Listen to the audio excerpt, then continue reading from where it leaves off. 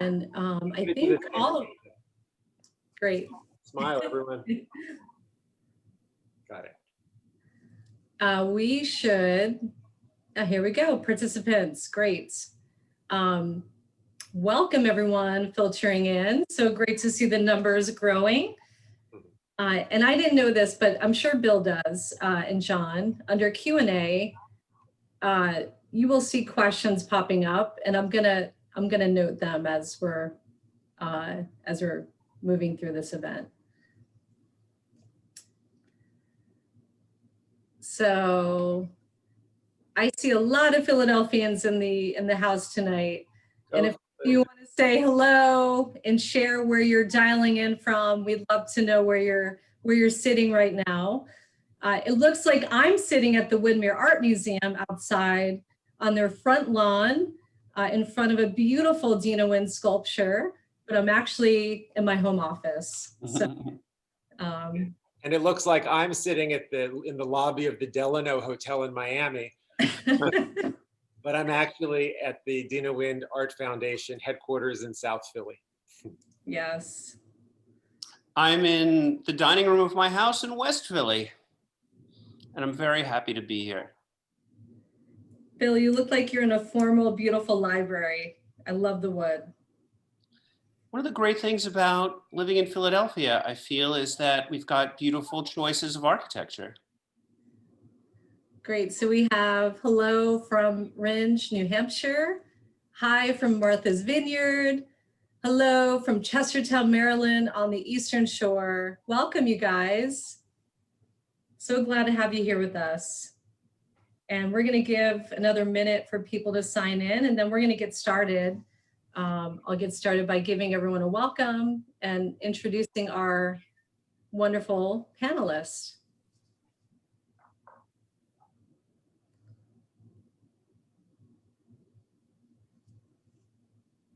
Bill, I haven't seen a recent photo of Dina's sculpture outside the Woodmere. How is the patina?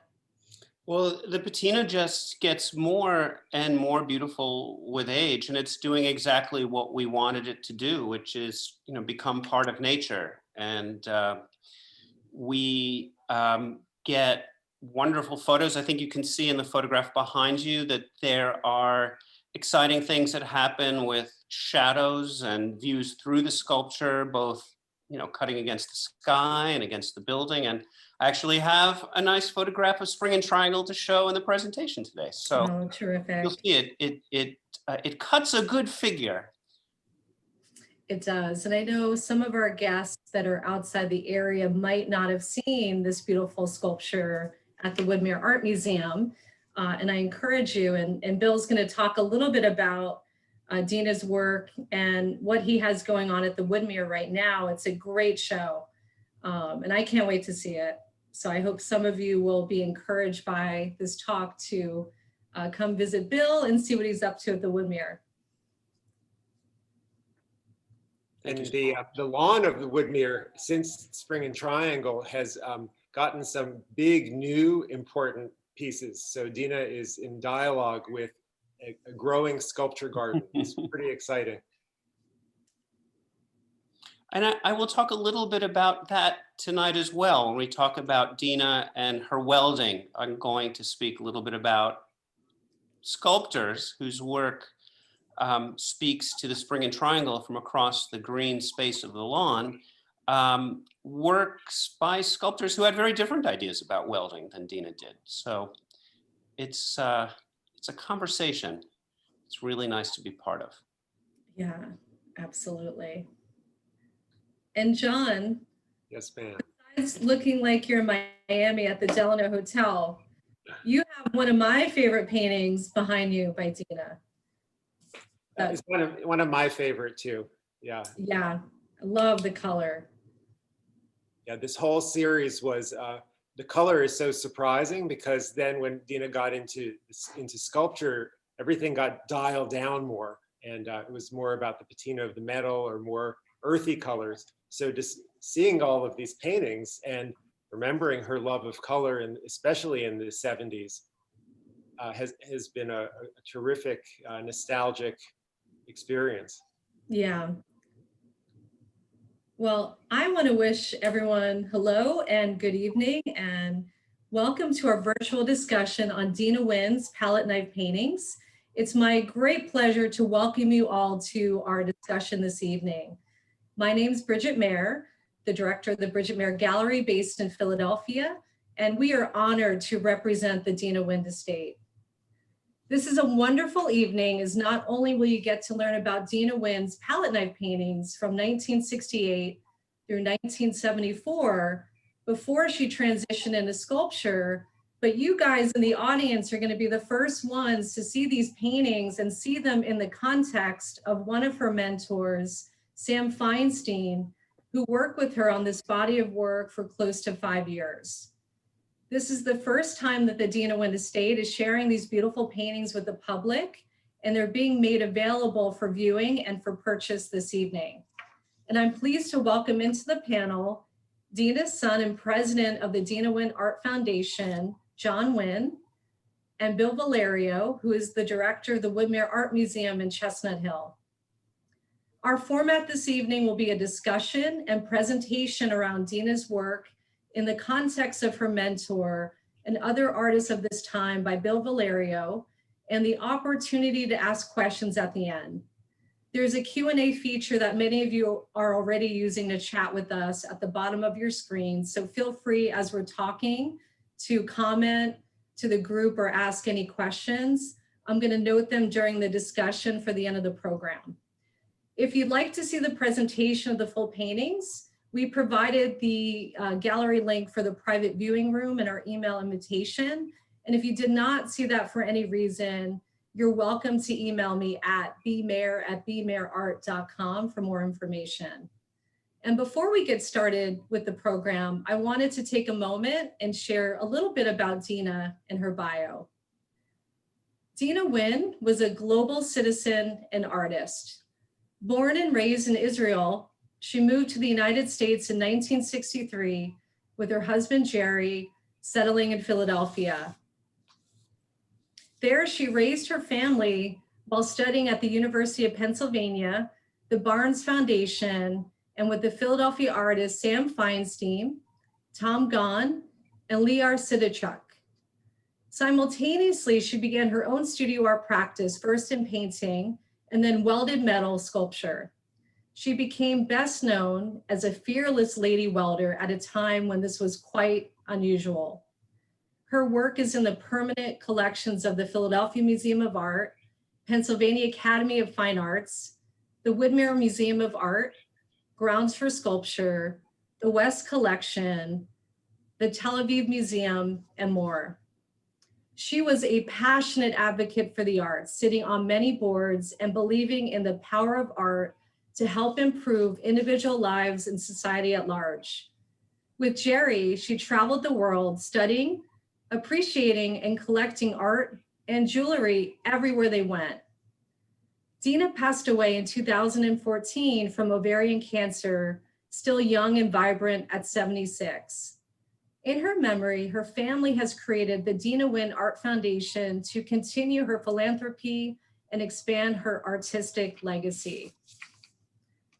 I hope you're going to enjoy learning about her exquisite palette knife paintings this evening, and I welcome Bill Valerio to start our presentation. Thank you, Bridgette, so very much. I'm going to screen share right now. And here we go. I hope everybody can see my screen. My name is Bill Valerio. I'm the director of Woodmere Art Museum. And what you see there is the large rotunda-shaped gallery that we have at Woodmere. On view right now, an exhibition called Group 55 and Mid-Century Abstraction in Philadelphia. Our mission, our job, our passion at Woodmere is to tell the stories of Philadelphia's art and artists. And we take a storytelling approach.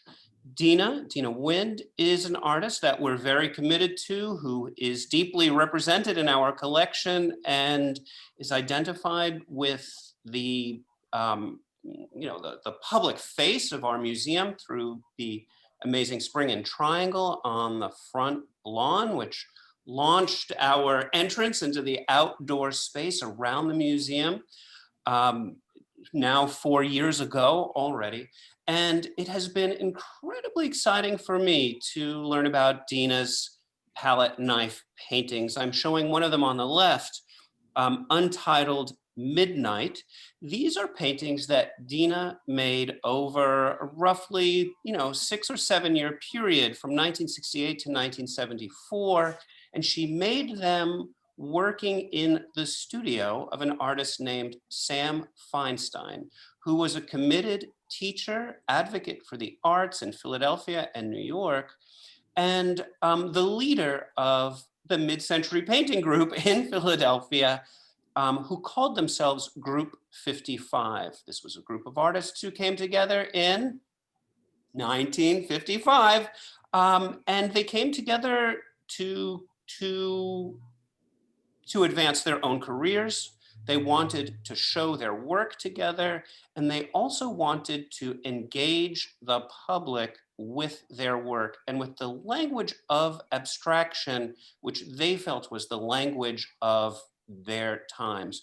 And yet in staid Philadelphia, where realism is the norm in the arts, they believed that public dialogue and public education needed to be part of their efforts.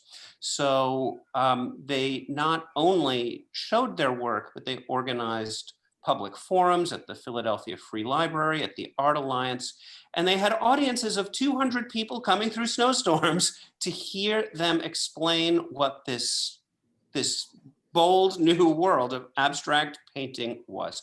And I'm going to get into that a little bit tonight and describe how this is the world of the arts that Dina Wind enters into when she launches her career as an artist and starts, for the first time working with Sam Feinstein, who, as I said, was the leader, when I say the leader, he was the organizer. He took attendance at meetings. He made flyers. He pounded the pavement to get shows for Group 55. And what I want to show tonight is that Dina's work, which is not like, it is like, but it is not like the work of any specific artist who was part of Group 55, although Sam was her teacher, and another artist who was one of the leadership voices in Group 55, Tom Kahn, was also her leader.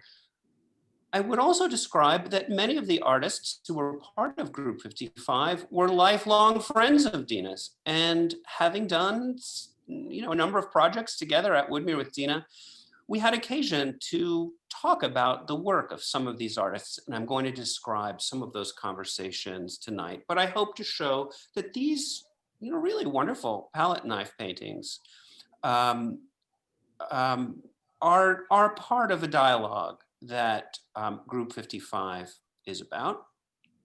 And let me just find my cursor. Who were the artists of Group 55? There were 40 artists who participated in the official exhibitions of Group 55 from the year 1955 to 1962. It's a very interesting group of artists in Philadelphia, 16 women, 24 men. That to me is remarkable when you think of the abstract painters group, the New York school.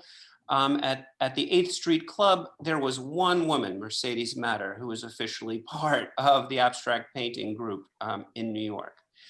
Of the 24 men who were part of Group 55, 8 served in World War II military service in Europe.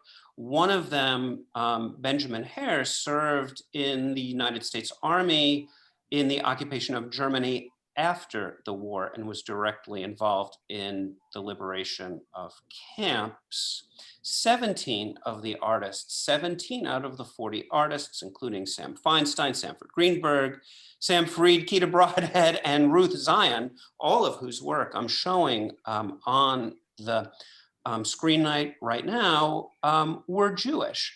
And so when I think about Philadelphia in the 1950s and 1960s, this to me is a group of artists that it makes sense that Dina would gravitate to, not only because she was a strong woman and she was Jewish, but she too had served in the military.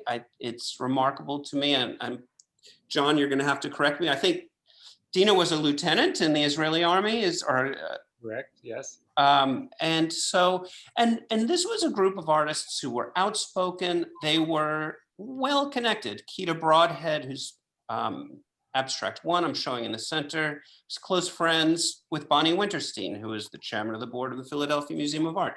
Sanford Greenberg was close friends with Ed Bernstein, the great art collector, founder of Quaker Storage, legendary figure in the arts of Philadelphia.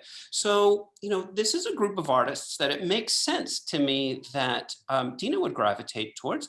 This is what their art exhibitions looked like. I have some photographs from an envelope that the widow of Sam Feinstein found. She found an envelope marked Group 55 openings with, these terrific black and white photographs. I mean, each photograph is about, 2 inches by 3 inches, those little tiny horizontal photographs.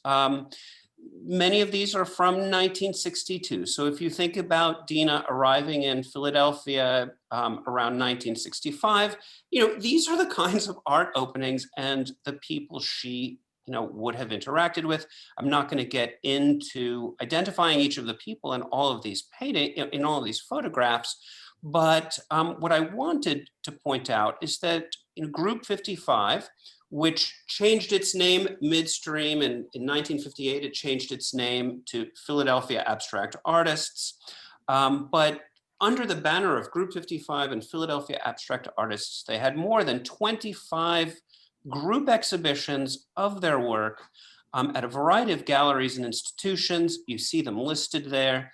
And these were exhibitions that were reviewed in the Inquirer, in the media, the press at the time.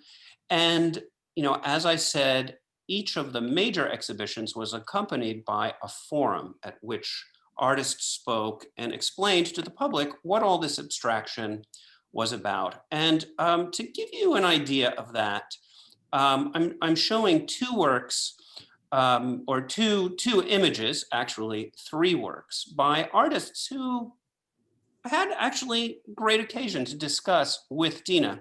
Rudy Staffel, the ceramicist, who worked in the most elegant unglazed porcelain you've ever seen and really pioneered that medium, and his wife Doris Staffel, who was a faculty member at University of the Arts and a real fixture in the arts of Philadelphia for decades. Doris, and I knew Doris, we did a retrospective exhibition of her work at Woodmere when she was still alive and in her 90s. Doris was very articulate, and it's no surprise to me that when you look at the programs of the forums, one of the lead speakers was Doris. I know that Dina admired the impetuosity of Doris, the sense of freedom in her work. This is a work at Woodmere that Dina and I actually had occasion to talk about when it was on view once. And I know that she loved and was inspired by the plasticity, the sense of motion, the mastery of his medium that she saw in the works of Rudy Staffel, who was part of the Group 55 group. Here's what Doris had to say. Painters are very brave people who permit themselves to identify with internal aspects and external influences. So for Doris, the art, creates this bridge inside of them between the inside and the outside. There is a directness in the painter's findings today. He doesn't erase, he subtracts as much as he adds. And all these processes are there for you, the spectator, to see and feel. There's paint, canvas, and an infinity of tragedy, humor, and tranquility. Structure is the flesh of a painting. And the Group 55 artists talked about structure a great deal. And I believe that's something that was important to Dina as well. And we'll talk about that a little bit. But I want to sort of give a sense that these are the kinds of statements that the Group 55 artists are making in public, and they're trying to help people understand this vocabulary of abstraction that's hard to grasp. And I think sometimes still hard to grasp. I have conversations in the museum sometimes with people who just say, I don't know how to deal with an abstract painting. And we try to give the tools, like how do you enter into it? Where does the painting start? What do you think is the process? How does it make you think about something differently? Or what do you think the artist is trying to say about how the artist feels? And I find a lot of that in Doris's statement. And I love that she says, painters are very brave people, because this was a group of artists who put themselves out there, and they were seeking to change the culture. They were absolutely seeking to change the culture of Philadelphia in the arts. This is the work on the left of Sam Feinstein, who was the leader of Group 55, a large painting from 1959 that's on view at Woodmere right now, a magnificent painting that's gestural and bold and colorful and expressive. Sam Feinstein was himself a student of Hans Hofmann, and I'm showing a photograph of Hans Hofmann and Sam Feinstein in Cape Cod in 1964. Hans Hofmann, is one of the great teachers of 20th century arts, and his gift to modernism is this idea of sculpting space with color. And that is something that Sam Feinstein took with him, applied it in his own work, and gave to his own students. And I'm showing Dina's Untitled Lakeside view, the beautiful painting that's right over John's shoulder right now, where I think you get that sense of layers of color, muted, cooler colors, brighter colors, create a shifting sense of spatial relationships and help you enter into that painting as a space. And there's a dynamism that comes from the way layers of color and subtle gradations of color create an illusion of entering into something that's a deep space. I'm showing down below a painting also by Fran Lackman. Women, I wanted to say, were not only members of Group 55, but were chief organizers. Fran Lackman was officially the secretary of Group 55. She took notes at meetings, typed them up, distributed them around to the group.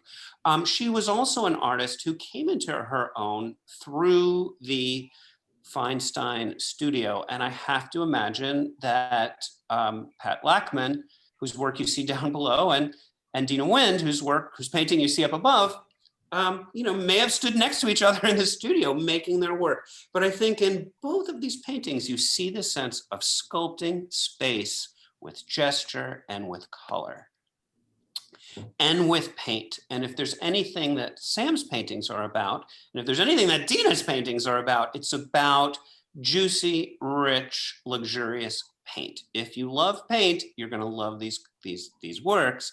And I'm showing just a detail of Sam Feinstein's Pietà too, to give you a sense of that coarse, scumbled up surface in his work. He's working in oil paintings in Pietà in 1957. I believe Dina is working in acrylic. But in that, she's more like her second mentor, the artist that she started working with as a teacher. After 5 years of working with Sam Feinstein, an artist named Thomas Kahn, an English artist who came to Philadelphia in the 1950s. Is a fascinating figure who goes through a number of transformations in his own work. But I think you can see in Tom's work and in Dina's work, especially this Cubist Storm, that she's painting with thick paint, using a lot of paint, squeezing it right from the tube onto the canvas, and working with wet acrylic paint on top of acrylic paint, something that you can't do with oil paint because it takes so long to dry. And I think you can see by looking back and forth between the Tom Kahn and the Dina Wind painting how these were artists who inspired each other. Another artist in the show that I love very much, who was part of Group 55, was Eugene Feldman, known known primarily as a printmaker, an experimental printmaker, but these works from the 1950s by Tom in the 1960s, he's working with a kind of tonalist palette. And I have to think that Dina was inspired by that as well when I see a painting like her Yellow Landscape at left.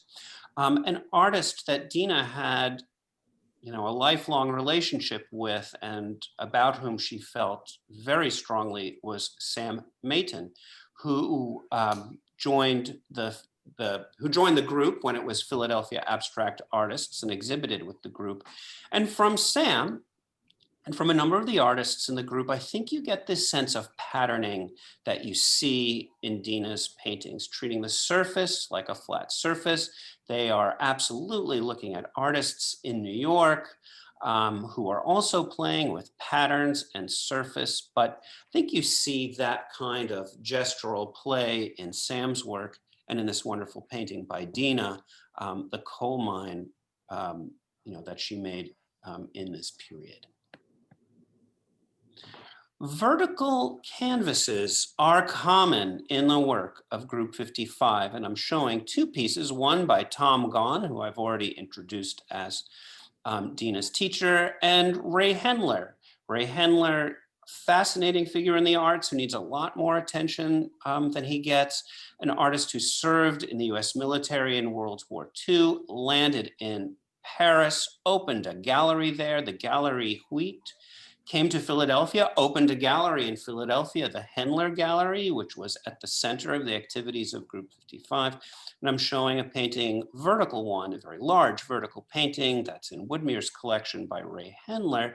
It has a kind of organic, growing kind of energy that I think you see in Dina's work. And you get this sense that the vertical canvas, which speaks to us as as a doorway, it's not a landscape, but it's figurative. There's something about the shape that Dina picks up in these paintings that is important in the conversations that Group 55 is happening.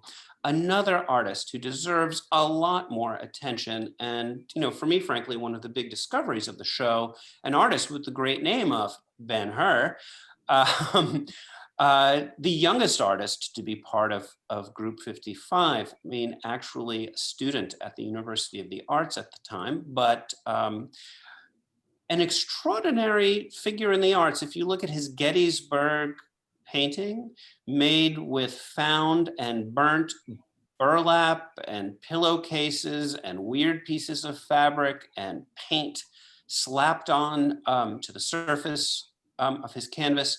If you remember that Franz Klein taught at University of the Arts at this time, and Ben-Hur actually lived in the same building that Franz Klein stayed in that one night a week when he came to Philadelphia to teach at University of the Arts. And so, Franz Klein is a big part of this conversation, but I am fascinated by the collages and the paintings of Ben-Hur that are made with found objects. And, when we start talking about Dina and her sculptures, Dina started collaging in this period, and I'm showing the red cubist still life, 1968 to 1974, which is made with, it looks like pieces of corrugated cardboard that are painted and affixed to the surface of the painting. And of course, one of her stainless steel sculptures, Dina would sort of take this into her future, but this is part of the conversation going on in Group 55, and a truly remarkable one.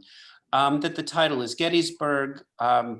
These are artists whose expressionism does have to do with the experience of warfare. And when I described that one of the artists was part of the US occupying army in post-World War II Germany, it was Ben-Hur. Another component of Group 55 is their fascination with the work of Marcel Duchamp. And a particular advocate for the importance of Duchamp on the scene in Philadelphia is Ron Bechtel. Again, an artist who isn't known as well as he should be known, but a very fine, very handsome mid-century painter.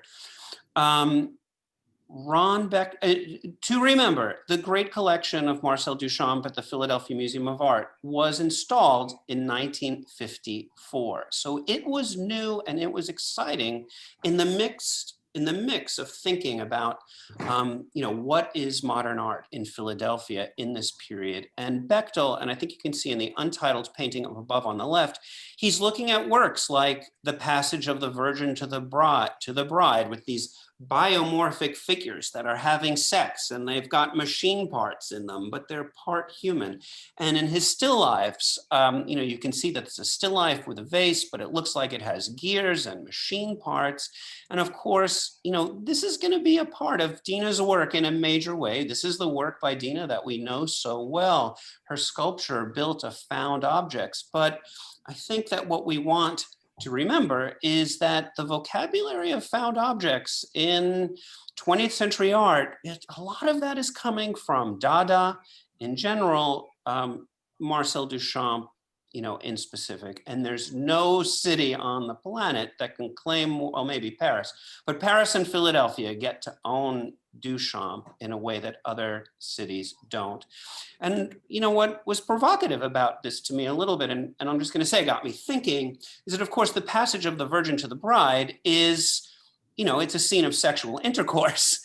And I never quite thought about the sexual dimension of Dina's work, but if you look at it, there is something there that we can sort of we can ride through in terms of the suggestions of these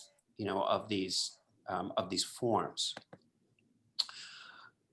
Design is something that the artists of Group 55 talk about all the time. They want their public to understand that their paintings are not just thrown together, that it's not that a child can just do it, that they're structured to design.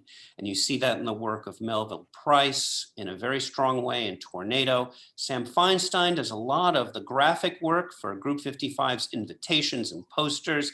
He designed that kind of star-shaped thing. They all called it the burst. And I'm showing a sculpture by Dina where her work is all about the interplay of a structure that's very apparent, a strong vertical, but then these other geometries that are off kilter and tilted. And the drama comes from the interaction between structure and the deviation away from structure. Architectural forms and architectonic life. Group 55 was mostly a movement of painters, but the intellectual movement, the public forums, and the events that they had around the city included dance, it included poetry reading, and it included conversations with architects. And the most active, involved architect in Group 55 was Louis Kahn, who was a close friend of Sam Feinstein, was a regular at the Chancellor Street studio where Dina was working.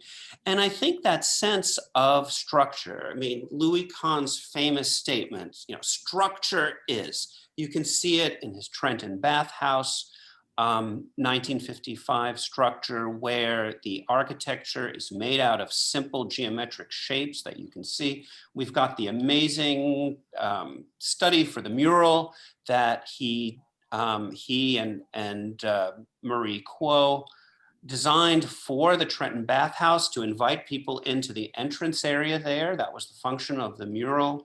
The mural and the shapes of the mural follow the pattern of the cinder block design beneath the mural. And when I look at Dina's paintings, again, many of these paintings are highly structured, and you can see that she's working with this architectonic.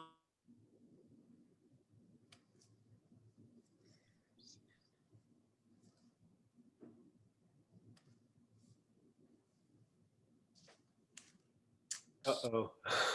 What was that? You froze for a minute. You froze at architectonic. Oh, I'm sorry. Am I back? You're back. Sorry. Let's hope that that doesn't happen again.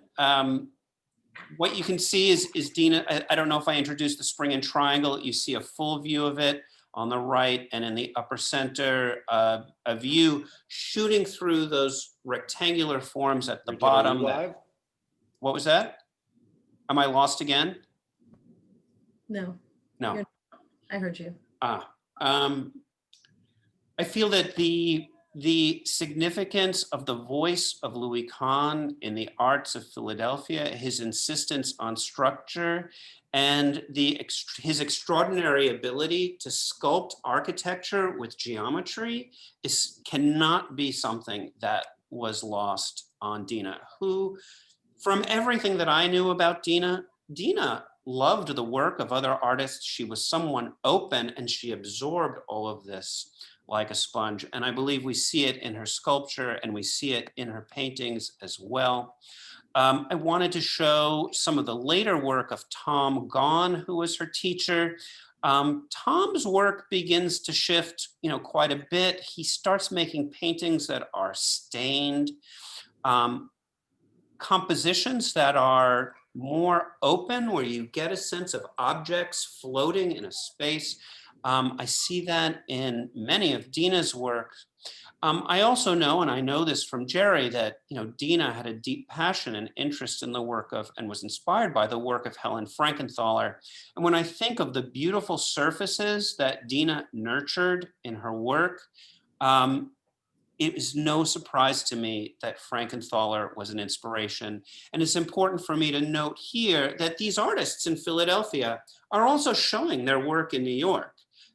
Group 55 had a big New York showing, and many of the individual artists had one-person shows in New York galleries and were part of the scene in New York. That included Sam Feinstein, Hendler, as I said, and others. But an extraordinary thing to think about is these amazing works by Helen Frankenthaler, and I'm showing a picture of one of the prints that was in the recent PAFA show. I just snapped this, but I love thinking about, and you can see it in this, in the work that I'm showing upper right, that beautiful edge, that organic edge of the metal surface that's allowed to be natural. And, these amazing seeping surfaces of Helen Frankenthaler, I think, are an ingredient into what we've come to know of Dina's sculpture.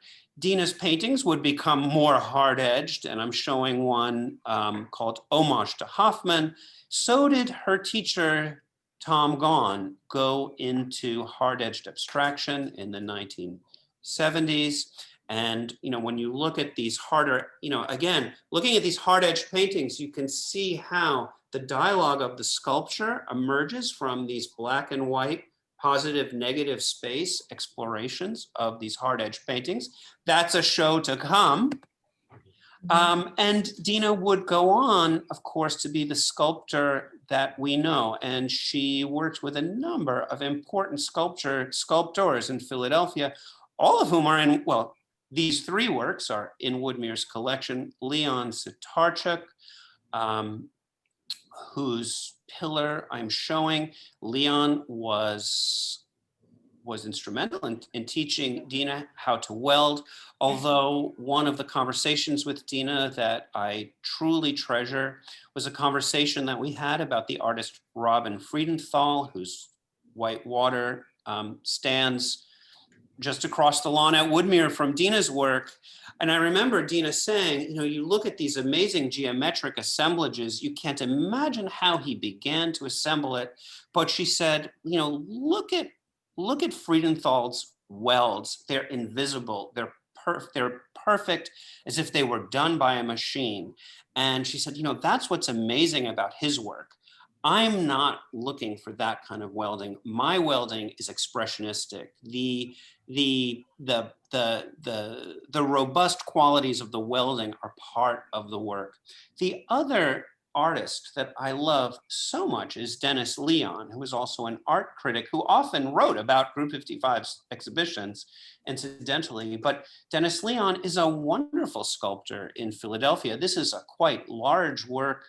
We haven't shown it at Woodmere because it needs some conservation, but it's very dramatic. And Dennis Leon's work has this amazing open quality. So while I think you can see geometries that would have inspired Dina and Satarchik's work and Friedenthal's work, Dennis Leon has a lightness and an openness and a kind of a spatial fluidity with geometry in his work that I see in Dina's work. And Bill, I know we're getting close to our Q&A time, and I know John wanted to say a few words. We have a couple questions, so. So this is my last slide. Perfect, perfect. One of the other things about Group 55 is that they had fun in department store windows. And I'm showing photographs from Blum department store. This was something that the Group 55 artists sought after. Window designers who would incorporate their paintings into hip 1950s fashion installations. And I felt that, well, certainly I think Dina would have enjoyed that, but it was my occasion to make a plug for an exciting event that's happening. Bridgette described it at the beginning of our conversation that very shortly there will be an auction at Rago and a sale at Woodmere of Dina's extraordinary jewelry collection. There is a Robert Lee Morris earring I'm showing there at the center that, I would love to wear myself. And I hope everyone will be excited about it and come enjoy. But it's a great opportunity. Dina was a woman of extraordinary talent, flair, and creative vitality. And I hope everyone is enthusiastic about owning a piece of Dina's extraordinary energy in the form of the jewelry. And again, at auction at Rago on December 2nd, it should be online soon, and opening at Woodmere on November 21st, and for sale at Woodmere and also through Woodmere's website. So with that, thank you for having me. And I am glad to answer any questions, or I'm glad to be quiet and let questions go to you, John, or to you, Bridgette. But thank you so much. Thank you. John, do you want to jump in for a minute? Well, sure. Watching this, listening to the context, much of which I really didn't know, it makes so much sense, because what I know of my mom was that she was always a very modern person, always curious and excited by what was new. So moving from Israel to the United States, first to California, and then in 1967, we moved to Philadelphia. The fact that she sought out this abstract, these classes in abstract art, and learned about Hoffman and learned about what was going on in the bigger picture, I get it. And it's interesting because as a student, she was not that artistic. She wasn't the kind of person who could copy something, draw a face. And so she was actually, according to my father, actively discouraged from pursuing art as a kid. But discovering this world of abstraction and expressionism, it absolutely suited her personality. So seeing the Group 55 artists and understanding that that's the legacy that she then expanded from, it's really cool. Another thing that I think I'd really like to share is about color. And in the late 60s and early 70s, Dina was really passionate about color. And the house that we grew up in was notable in large part because it was purple and orange. It was a contemporary house in Penn Valley in suburban Philadelphia. And when we moved in 1973, they stained the wood exterior lavender, and all the trim was dark purple. And the interior our kitchen was purple and orange. The living room was orange and brown, very Danish contemporary 70s. Wow. So she really loved color. She wore Pucci and other super vibrant colored clothes. And so this was the art that she made, and her personal style were really synchronized. In the 80s and especially more into the 90s, her personal aesthetic changed, and she adopted a much more monochrome black, white, gray color palette. And interestingly, the art that she made shifted to much earthier colors as well. And long gone are these, that Hoffman push-pull with the blue has to have orange and red has to have green. Now it was rust and, the patinas of steel and of the original metals that she used in her sculptures. So her art and the styles of the decades and her personal style really did relate. And just about the jewelry, that is why that having this sale of her personal jewelry collection, while it's a fundraiser, it's meant to raise money, the Rego sale, for the Dina Wind Art Foundation, which supports the artists and art organizations that she held dear and in their spirit, in the spirit of those that she was involved with. The sale at Woodmere is a fundraiser for Woodmere and the Dina Wind Art Foundation. And so it's a sale the mission of it is to make a difference and do good, but it's also a fascinating insight into Dina through another aesthetic avenue, and that is this jewelry collection that she, with my father, amassed over decades of travel. So it really does all come together. And the last thing I'll say is, talking about coming together, when Bill first mentioned to me the Group 55 show and Sam Feinstein's role in it, that's when nobody else knew that these paintings even existed. But when I heard about that, my mind started clicking and thinking, wow, this is an opportunity to introduce this body of Dina's work to the public in the context of something that would really help it make sense. Bridgette and I spoke about it, and the result is what we're experiencing tonight. And Bill, I just have to say, you really brought it to life, gave it such context, and it's absolutely fascinating. So thank you. Bill. Thank you, Bill. Thank you so much. I mean, this is what I enjoy more than anything. Well, you're good at it too. Amazing at it. I love the story. I had one question come in through email, and thank you, Paul. Paul wants to know, in what sense do you feel that Miss Wind's work is a reaction to operating in the largely male-dominated abstract movement of the mid-20th century in the United States? And then he commented that a lot of her 2D and later sculptural work appears to have also been influenced from that.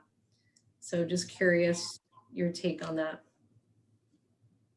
Bill, do you want to go first? Sure. Bill, you did talk about outside influences. Yeah, I mean, I think that Dina I know that Dina was a very powerful individual and carried herself as, the equal of every other person, man or woman.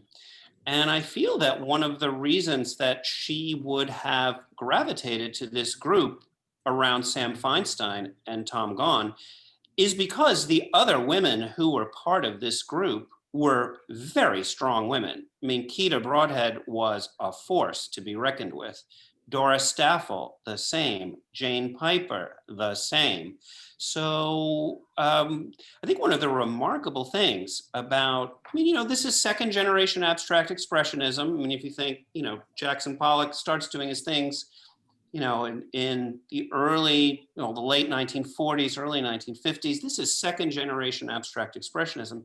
So I don't think it's a reaction to the macho of abstract expressionism. I think it is an expansion of the expressionism into different voices.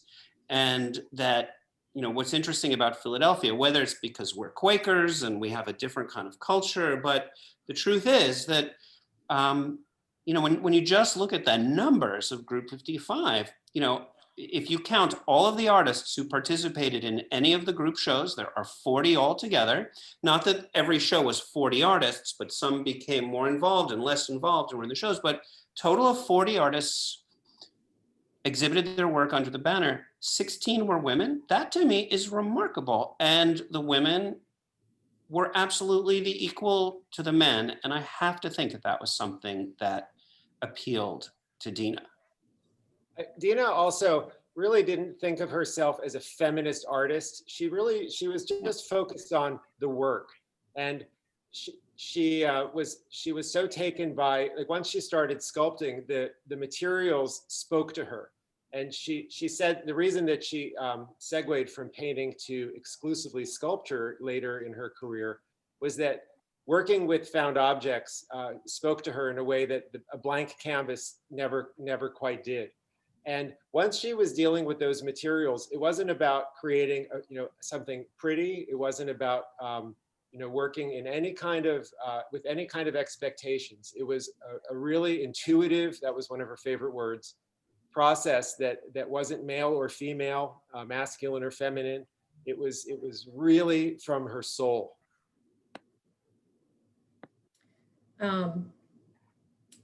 John, I got another question online. Someone wanted to know how she decided to take on working with a painting instructor. I think at first it wouldn't have happened otherwise, because she had been discouraged from pursuing art when she was younger. When we moved to Philadelphia, a friend that she met was painting with Sam, Elsa Wax. Her husband was our dentist. That's how we all met in Wallingford. And Elsa introduced Dina to Sam's studio, and Dina went and was immediately captivated by it and found the whole process very exciting. And then in that environment, I mean, here she was also, raising her two small sons and being a wife and trying to adapt to this very different culture from Israel, where she'd grown up. So I think that the idea of working in an environment where there were other people, where there was some instruction, there was context, that was probably very appealing. And at the same time, she did the 2-year course in art appreciation at the Barnes Foundation in the early 70s. She got a master's in aesthetics and communications from the Annenberg School at Penn. With her thesis, this is so interesting. She did a thesis about the influence abstract art had on school children. So she put posters of abstract art, including Hoffman, et cetera, in half the classrooms and nothing in the others. And then, a few weeks later, she did some kind of, study asking the kids questions to prove the impact, the power of art, which is a thread that runs through her life. So I think that, she was an academically oriented person. And so it made sense that the studio art aspect was also done in a class setting, an instructor setting. Eventually, though, she felt constrained, first by Sam, then by Tom, then by Leon Sitarchik, her sculpture instructor. And so finally, in the mid-'80s, she took the big step of opening her own studio in Manayunk. And also, it's not accidental that it was a year after my younger brother left the house. And so my parents were empty nesters, and it gave her the opportunity to really focus on this in a much more primary way than she had been able to prior. Dina was incredibly prolific, and someone would like to know if we know what the total number of her paintings and sculptures is, maybe approximately. I would say around 500. Yeah. And always done in series. So the palette knife paintings, a series, and on and on. Yeah. Thank you, Frank. That's a great question. Do you guys have anything you want to share before we wrap up this evening's session? And I just want to thank everyone tonight for joining us from around the United States and especially Philadelphia, for the questions and for hopefully enjoying our talk tonight. I want to thank Bill for a wonderful presentation and putting her work in context. And thank you, John, for leading the charge around putting this together. With pleasure. I'd like to just acknowledge my father, Jerry Wind, Dina's husband, and the sort of quiet, the voice off to the side, and my partner in this entire endeavor of maintaining Dina's legacy and committing to the foundation and the philanthropic aspect, as well as her artistic legacy.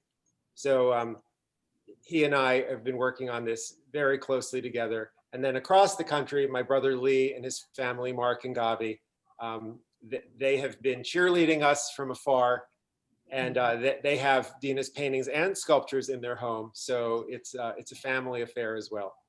Wonderful. And if anyone in the audience would like to see the full collection of paintings, feel free to email me. We have a private room set up that you can view them over the weekend, and I'll welcome any inquiries. And thank you guys. I hope you have a great weekend. Happy Friday. Thanks so much. All right. Bye-bye. Thank you, everyone. Everyone, take care.